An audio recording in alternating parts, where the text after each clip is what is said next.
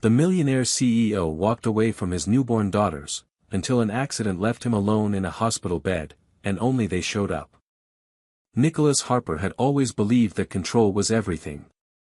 From the moment he built his first company at 23, he learned that the world rewarded the ruthless. He dressed in tailored suits, made decisions with precision, and cut out anything that didn't serve his goals. Feelings were distractions. Family, complications. And so, on the day Jessica went into labor with their triplets, Nicholas didn't pace the hospital hallway or hold her hand through the pain. He stood outside the room, rigid and silent, unable to process what was happening. The sound of 3 newborn cries didn't fill him with awe, it filled him with panic. In the weeks leading up to the birth, he'd grown increasingly distant, pulling away under the pressure of a future he hadn't wanted. He had once loved Jessica, or maybe he'd only loved the version of her that existed before responsibility came knocking.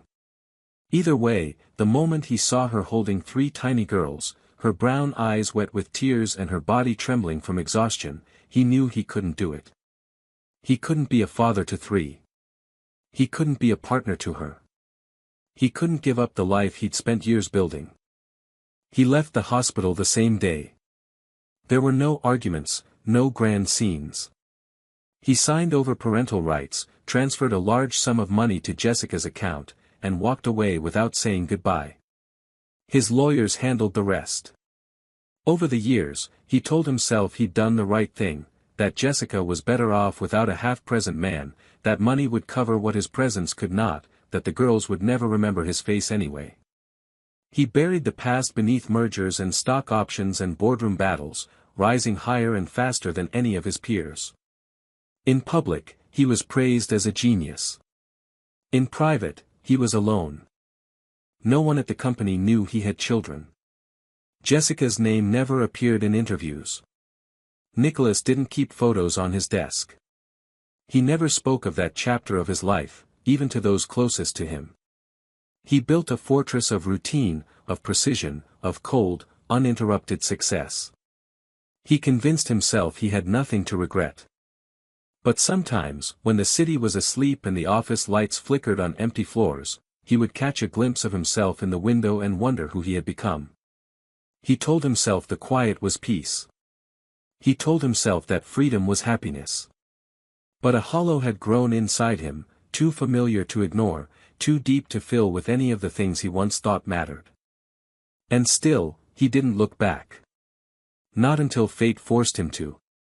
Not until the day everything stopped. The morning of the accident began like every other in Nicholas Harper's meticulously ordered life. He woke at 5, drank his black coffee in silence while scanning market reports, and responded to emails before the sun had even risen. His driver was waiting downstairs at precisely 6:30, the town car gleaming and warm inside, stocked with mineral water and crisp documents in a leather folder. He had a board meeting at 9, followed by a lunch with investors and 2 media interviews scheduled for the afternoon. Every hour had been accounted for. Every moment, optimized. Nicholas thrived in that structure. It kept the silence manageable. It kept the thoughts away. But on that particular morning, a sense of unease lingered in the back of his mind. He couldn't explain it. His neck was tight, his thoughts were slower, and the sharp edge he normally relied on felt dulled. He dismissed it as fatigue and climbed into the car anyway, already rehearsing opening remarks for the meeting. The city traffic was its usual mess of horns and impatience, but his driver knew all the shortcuts. They were 20 minutes outside the city when it happened.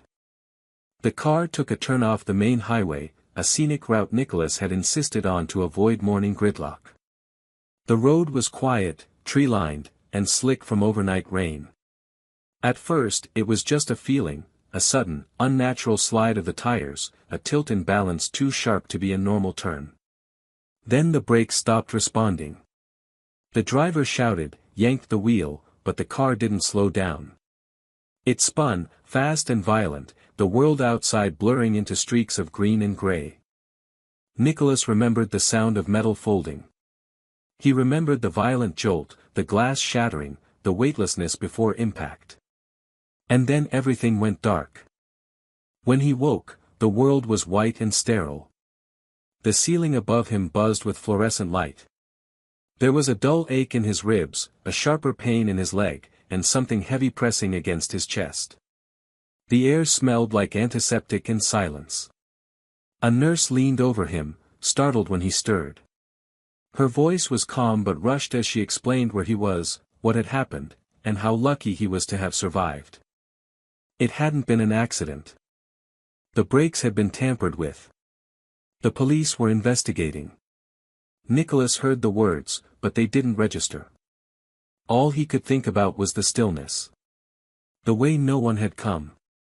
Not a single voice he recognized. No friends. No colleagues. No family. He was alone. Completely, painfully alone. For the first time in years, Nicholas felt fear that had nothing to do with markets or control. He had built a fortress so strong that not a single soul knew how to reach him when the walls collapsed. The silence that had once comforted him now felt like suffocation. And then the door opened. 3 little girls stood in the doorway, dressed in matching sweaters and holding hand-drawn cards. They stared at him with wide, uncertain eyes. Light brown hair framed their faces, and their bright blue eyes, his eyes, locked onto him like they were searching for something familiar. Behind them, Jessica stepped into the room. Nicholas didn't speak. He couldn't. He could barely breathe. Jessica's voice was quiet, steady, and stronger than he remembered. They asked to come, she said, her eyes not accusing, just tired. They wanted to meet their father. And just like that, the life Nicholas thought he had buried came flooding back in 3 pairs of tiny footsteps, and everything he thought he knew about himself was suddenly, devastatingly uncertain. Nicholas didn't know how long he stared at them, the 3 little girls standing just inside the hospital room like they weren't sure whether to come closer or run away. He couldn't move, couldn't speak, couldn't even breathe right. Their presence hit him harder than the crash itself. He had imagined them only in fleeting, guilty flashes over the years, blurry and abstract. He had no names, no voices, no memories of them beyond the day they were born.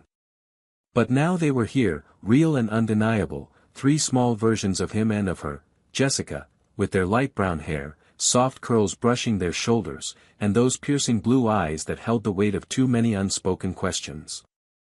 Jessica stood behind them, her arms folded across her chest, not in anger but in quiet protection. She looked older than when he'd last seen her, but stronger too. Her gaze was direct and unwavering, but she wasn't here to scold or beg. Nicholas saw it immediately, this wasn't a confrontation. This was a reckoning.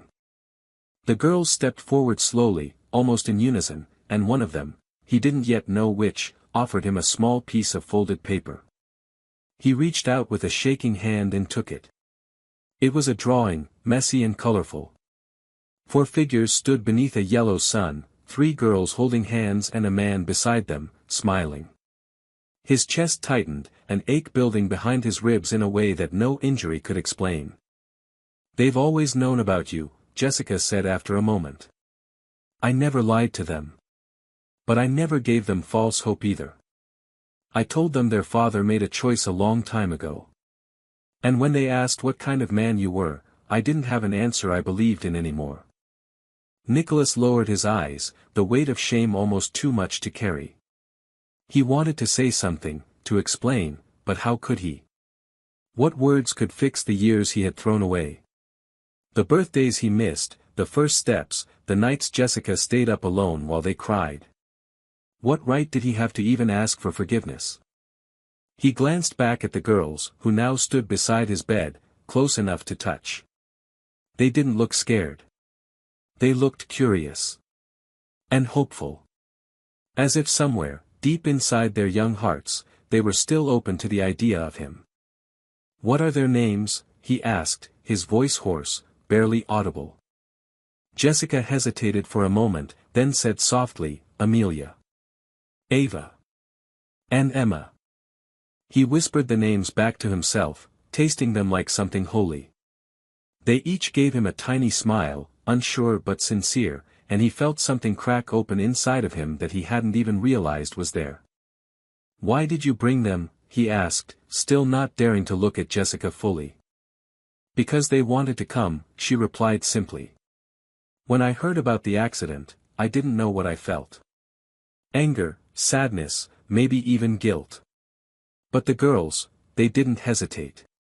They packed their drawings and said, 'Maybe he's ready now.'" That sentence shattered him.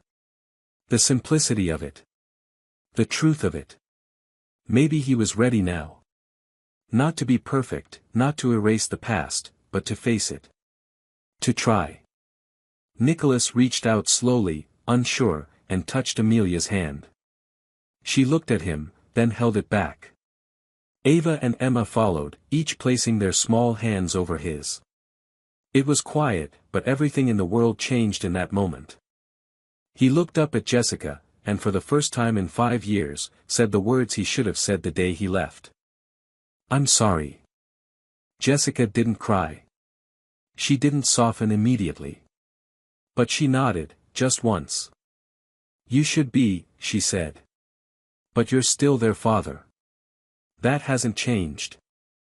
And with that, Nicholas Harper, once the most untouchable man in the room, realized that the smallest hands had found the cracks in his armor. And maybe, just maybe, they could teach him how to be human again. The hospital stay stretched on longer than Nicholas expected, and not just because of the broken ribs or the healing fracture in his leg. Time passed differently now. The days were no longer measured in stock updates or board meetings, but in the soft tap of small feet entering his room every morning, in the crinkle of construction paper as his daughters handed him new drawings, and in the uncertain but growing rhythm of being seen, truly seen, by 3 people he had once refused to meet. The girls returned each day with Jessica, who kept her distance at first, always standing or sitting slightly apart, watching with a calm he couldn't read. But the girls were fearless in their kindness. They brought puzzles, read books out loud, and asked 1,000 questions that Nicholas answered awkwardly but honestly. They wanted to know his favorite animal, whether he liked pancakes, and what his job had been before he got bonked by the tree, as Ava put it. He learned to tell them apart by their voices and mannerisms. Amelia was the oldest by minutes, more serious and thoughtful, always watching him like she was quietly studying who he was. Emma was the one who leaned against him without asking, more affectionate, always with her hand on his arm or shoulder. And Ava was the firecracker, always asking the hardest questions, challenging his words with wide eyes and a wrinkled nose when something didn't make sense. They overwhelmed him. They disarmed him. And they reminded him, painfully, of everything he had missed. One afternoon, a police officer came to speak with him. The investigation had made progress. It wasn't a mechanical failure. Someone had tampered with the brake line. His own business partner, a man he had once considered a friend, had tried to remove him from the equation for the sake of control. The betrayal cut deep, but it didn't shock him. What shocked him more was how much he didn't care about the company anymore. The only thing he could think about was the fact that if he had died, he would have left nothing behind but silence and regret. No legacy. No love. Just an expensive grave. After the officer left, Nicholas sat for a long time without speaking. Jessica, who had stayed behind in the room that day, finally asked, "Are you okay?" Her voice wasn't cold, but it wasn't soft either. It was the voice of someone who had learned to protect herself after too many disappointments. He looked at her, really looked at her, and saw the toll the last 5 years had taken. The lines around her eyes, the way her shoulders remained tense even when she was sitting. She was beautiful still, but it wasn't the same beauty he remembered. This was something stronger. Earned. Resilient. "I should have been dead," he said quietly, not as a plea for sympathy, but as a truth that had finally settled in. Jessica didn't flinch. She only nodded. "But you're not," she said. "So now what?" He didn't have an answer yet.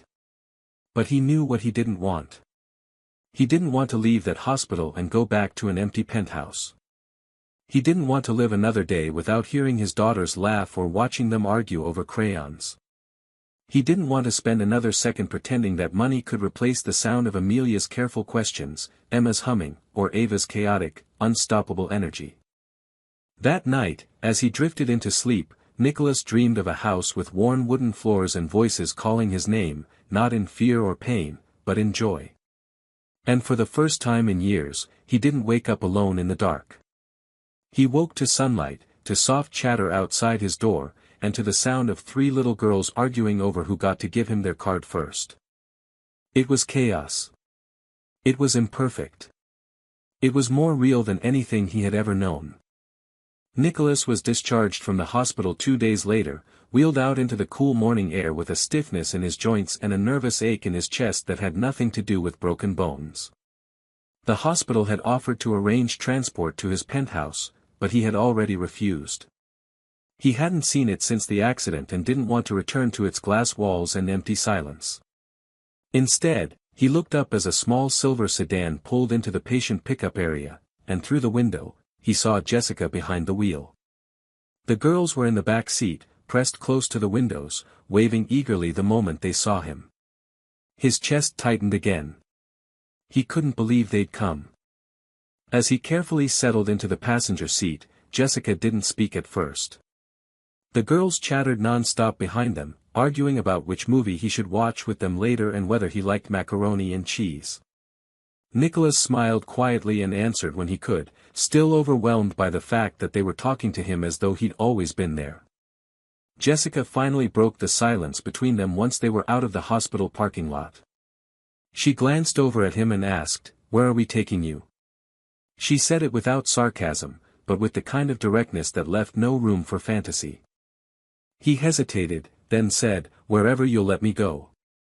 The word surprised even him, but they came from a place deeper than he'd expected. Jessica looked at him for a long moment before turning her eyes back to the road. "We have a spare room. It's small. But clean," she said. "If the girls want you to stay, you can stay. On our terms." He nodded without hesitation. "Their terms are fine with me." And that was it. There were no emotional declarations, no dramatic scenes. Just a quiet agreement between 2 people trying to find common ground in a field of old mistakes. Jessica's house was modest but warm, full of signs of life, drawings taped to the refrigerator, mismatched furniture, shelves overflowing with books and toys. It was the kind of home Nicholas had never allowed himself to imagine. When he stepped inside, he felt awkward and out of place, but the girls ran in ahead of him like they had brought their favorite guest for a sleepover.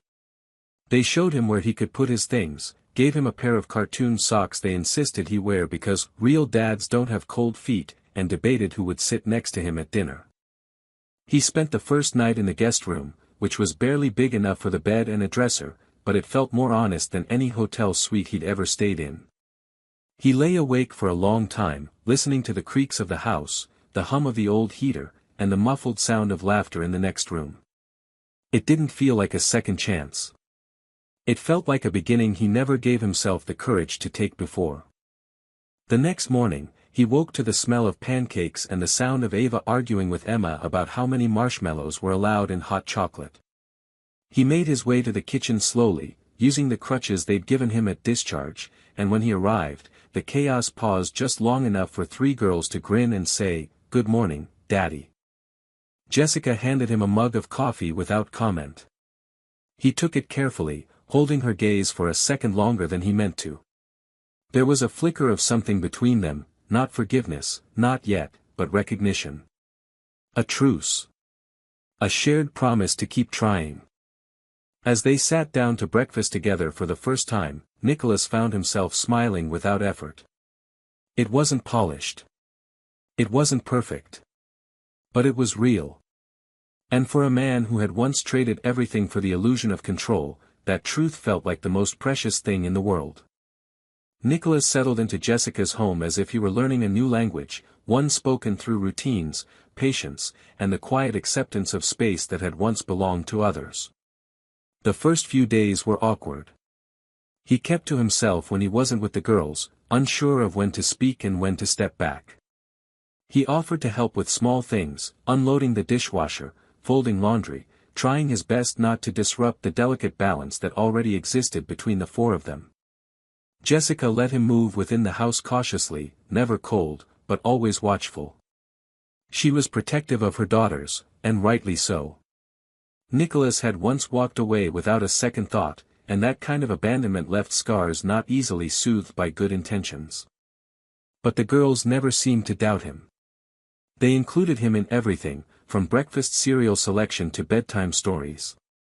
They fought over who would sit on his lap while they watched cartoons and snuck into his room with questions about his childhood or requests to braid his hair, even though he had none long enough to braid. They made him laugh in ways he hadn't in years. They filled the corners of his silence with stories and sticky hugs and the kind of fierce, unfiltered love that children give when they still believe in magic. One afternoon, while Jessica was running errands, Nicholas found himself alone with the girls in the living room. Amelia sat quietly coloring in a corner, Emma played with plastic animals on the carpet, and Ava was sitting cross-legged in front of him, staring with the same intense gaze she had used the first day they met. "Why did you leave Mommy?" she asked, not angry, just curious. The question hung in the air like a thundercloud. Nicholas hesitated. He wanted to lie, to soften the truth, but something about her honesty demanded his own. "Because I was scared," he said after a moment. "I thought I couldn't be a good dad. And I thought being alone was better than doing it badly." Ava didn't respond right away. She picked at a thread on the couch cushion, then said, "You still came back." Nicholas nodded, throat tight. "Yes. I did." She gave him a small shrug. "Good. Now don't leave again." And just like that, the storm passed. Later that evening, after the girls were asleep, Nicholas joined Jessica in the kitchen while she washed dishes. He dried them without being asked, the movement quiet and companionable. When the last plate was put away, she leaned against the counter and looked at him, her expression softer than usual. "They love you," she said. "And I think they always will. But I need more than love for them. I need proof that you're not going to vanish when life gets hard again." He met her eyes and said, "I'm not going anywhere. I'm not looking for the exit anymore." Jessica didn't smile, but she nodded. That was enough, for now. As the weeks passed, Nicholas began to reclaim pieces of himself he hadn't realized were missing.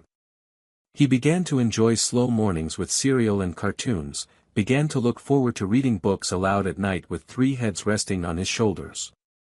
He repaired the back fence, fixed the squeaky cabinet door, and learned how to braid 3 identical ponytails with trembling fingers and the girls' endless instructions. He started making pancakes on Sundays and learned to pack school lunches with handwritten notes. His leg was healing, but what changed most was the way he carried himself.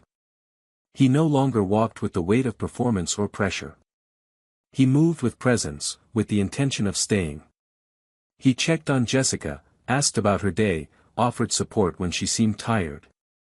He wasn't perfect, and there were still moments of hesitation, but slowly, the foundation between them began to shift from guarded to steady. One night, when Nicholas tucked the girls into bed, they asked if he could stay with them until they fell asleep. He lay between them, listening to their breathing slow, feeling their small hands wrapped around his arms. It was the safest he had ever felt in his life. And as he closed his eyes, Nicholas finally understood that fatherhood wasn't about never failing. It was about showing up anyway, again and again, until the people you love believe that you always will. Autumn arrived slowly, painting the trees outside Jessica's house in rich oranges and reds, and with it came a quiet sense of change that wasn't just in the weather. Nicholas had now been living with them for weeks, and though there were still moments of awkwardness, moments where the old distance tried to sneak back in, they were fewer and further between. Mornings had become predictable in the most comforting way. The girls would wake him up with whispers and giggles, climbing onto his bed to tell him their dreams or demand pancakes before he even opened his eyes. Jessica would already be in the kitchen, coffee brewing, her hair twisted up in that same effortless knot she'd worn since their early days, back when things were simpler but more fragile. They had built a routine that held together, not by obligation, but by choice. Nicholas had slowly started helping more with school pickups and drop-offs. He volunteered for classroom crafts, even if he had no idea how to use a glue gun. He read bedtime stories with silly voices, packed snacks with heart-shaped notes the girls proudly showed off to their friends, and learned the rhythm of family life not from a manual, but by watching, listening, and trying. One evening, while helping Emma with her spelling homework, he glanced up and caught Jessica watching him from the hallway. Her eyes weren't guarded anymore. They weren't entirely open either, but the skepticism that once lingered in her glance had softened into something closer to acceptance. They met in the kitchen later, after the girls had gone to bed, and she poured them both a glass of wine. There was no ceremony to it, no underlying tension, just two people sitting at the kitchen table with the sound of a quiet house around them. "I never thought you'd come back," she said after a long silence. "And if I'm honest, I never thought I'd want you to." "I didn't think I deserved to," Nicholas replied, and for once, there was no defense in his voice. "Maybe I still don't. But I'm not here to fix everything with words. I'm just trying to be here. To show them, and you, that I'm not leaving again." Jessica looked at him, her eyes tired but honest. "You hurt me," she said plainly. "And you missed so much. But what you're doing now, it matters. They trust you. And part of me wants to trust you too. I just don't know how to let go of all the years I carried it alone." Nicholas nodded.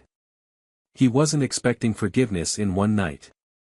He had stopped hoping for quick redemption. "Then let me help carry it now," he said quietly. "Not by replacing what's been lost. Just by showing up for what's still ahead." They didn't talk much more that night. Instead, they sat in the soft yellow light of the kitchen, side by side, sipping wine and letting silence stretch comfortably between them.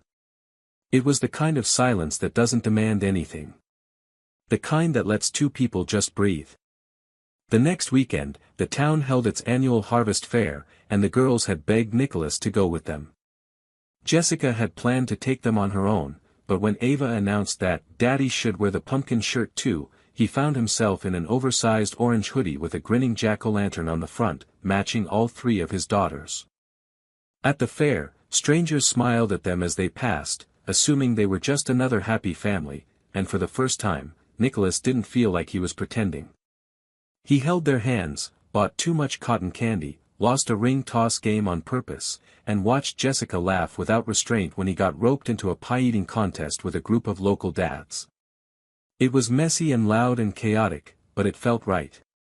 It felt like something real. That night, after they returned home and the girls had fallen asleep, Nicholas walked outside and stood on the porch beneath a sky full of stars. Jessica joined him without a word, slipping a blanket over his shoulders. They stood there together, not as strangers who once shared a past, but as two people finally beginning to build something lasting. "I never thought peace could look like this," Nicholas murmured. Jessica leaned against the railing and replied, "That's because you used to think peace meant control. But this," she gestured toward the house, toward the laughter still echoing faintly inside, "this is something you let happen. Not something you force." And for the first time in his life, Nicholas understood the difference. The first snow arrived quietly one morning in December, covering the neighborhood in a soft, glowing blanket of white. Nicholas was the first one awake, sitting at the kitchen table with a steaming mug of coffee between his hands and the windows fogged slightly from the warmth inside. The world outside looked untouched, still, as though it had paused for a moment just to allow something new to begin. He had never cared much about winter before, never noticed how peaceful snow could make everything feel. But now, watching the flakes fall silently, he felt something stir in him, a quiet sense of gratitude that was no longer tied to what he had built, but to what he was learning to be a part of. That morning, the girls came down the stairs in matching pajamas, their excitement erupting into squeals the moment they saw the snow. Nicholas helped them pull on their coats and boots, laughing as they tripped over themselves trying to get outside. Jessica stood in the doorway, coffee in hand, wrapped in an old sweater, her eyes tired but full of quiet joy as she watched her daughters race through the snow-covered yard. Nicholas turned to her and smiled, and she didn't look away. She returned it, slow and real, the kind of smile that doesn't come easily unless it's earned. Later that afternoon, they decorated the house for the holidays. The girls hung glitter-covered ornaments on a slightly crooked tree that Nicholas had helped them pick out the day before, and he found himself stringing lights across the living room with Ava perched on his shoulders shouting directions like a tiny general. Jessica played holiday songs on the old stereo, singing under her breath as she helped Emma untangle a garland that had knotted itself into a hopeless mess. Amelia, ever the quiet one, carefully labeled their handmade stockings, using glitter pens and tape, making sure everyone's name was spelled perfectly, including Nicholas's. As evening settled in and the snow continued to fall, they all gathered on the couch with Coco and a pile of blankets. The fire crackled softly, and the girls nestled into him like they had always belonged there. He read them a story, his voice steady but full of wonder, and when they fell asleep one by one, he didn't move. He just sat there, arms full of warmth and trust he still didn't entirely believe he deserved, but would never stop trying to protect. Jessica joined him after a while, easing down beside him with a quiet sigh. They didn't speak for a few minutes, both of them watching the snow swirl outside the window, feeling the rhythm of a house that no longer needed healing. It had healed, slowly and imperfectly, but completely enough to breathe again. Eventually, she reached for his hand and laced their fingers together. Her touch was no longer cautious. It was certain. "I wasn't sure we'd ever find our way here," she said quietly. "I didn't even know this was possible," he admitted. "You changed," she said.